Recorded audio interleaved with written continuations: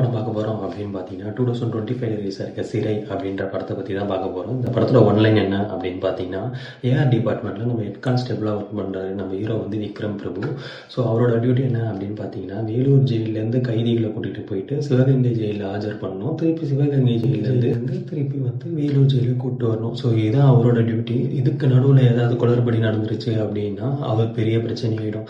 So இதுக்கு நடுவில் என்னென்ன நடக்குது, என்னென்ன ட்விஸ்ட் இருக்குது அப்படின்றதான் இந்த படத்தோட கதையே. இந்த படத்தோட இன்னொரு ஹைலைட் என்ன அப்படின்னு பார்த்தீங்கன்னா, போலீஸ் டிபார்ட்மெண்ட்டை காட்டும்போதுலாம் ரொம்பவே அந்த சீன்லாம் வந்து ரியலிஸ்டிக்காக இருக்கும். ஏன் அப்படின்னு பார்த்தீங்கன்னா, இந்த படத்தை ஸ்கிரிப்ட் தமிழ்ன்றவர் வந்து ஏற்கனவே ஏஆர் டிபார்ட்மெண்ட்டில் ஒர்க் பண்ணியிருக்கனால ரொம்ப ரியலிஸ்டிக்காக காமிச்சிருப்பாரு. ஸோ அந்த சீன்லாமே நல்லாயிருக்கும். அப்புறம் இந்த படத்தில் என்ன அப்படின்னு பார்த்தீங்கன்னா, ஒரு மெசேஜ் ஒன்று சொல்லியிருப்பாங்க. என்ன அப்படின்னு பார்த்தீங்கன்னா, ஒவ்வொரு குறைஞ்சபட்ச காவல் அதிகாரிக்குமே ஒரு பவர் இருக்கும். அந்த சின்ன பவர் யூஸ் பண்ணி எத்தனை பேருக்கு நல்லது செய்கிறாங்க அப்படின்றத இந்த படத்தில் ரொம்ப அழகாக காமிச்சிருப்பாங்க.